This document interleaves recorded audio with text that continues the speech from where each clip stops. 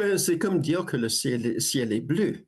Dans certains ministères, les fonctionnaires fédéraux pourraient ne pas avoir accès à suffisamment de postes de travail pour se présenter 4 jours par semaine dès le mois de juillet. Le Conseil du Trésor reconnaît qu'il s'agit d'un problème. Il reviendra au ministère des Services publics et de l'Approvisionnement de trouver des solutions et des options pour la centaine de ministères et d'organisations pour lesquels il gère les locaux. Le gouvernement, qui devait réduire son portefeuille de bureaux de 50 % d'ici 2034, admet que cette cible devra être ajustée en fonction du retour au bureau des fonctionnaires. Les syndicats, eux, dénoncent un manque d'espace depuis plus d'un an, depuis que les fonctionnaires travaillent au bureau 3 jours par semaine.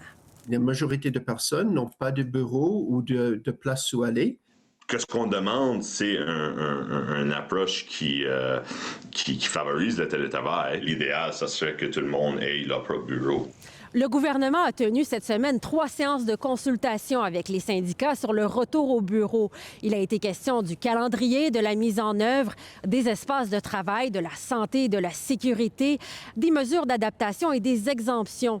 2 syndicats affirment être confus après ces échanges qui étaient tendus, selon eux, parce que le gouvernement aurait laissé entendre que la date d'entrée en vigueur pourrait changer. Ils ont juste dit récemment qu'il y a une possibilité qu'ils vont changer la date, dépendant comment que le retour au bureau va être fait. C'est dur, c'est comme on est en train de parler avec des politiciens. I said, if this isn't a final decision and, July 6th is not the date, well, let's take that off the table and actually have real meaningful discussion.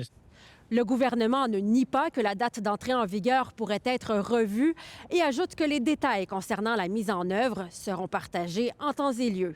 Ici Estelle Côté-Sroka, Radio-Canada, Ottawa.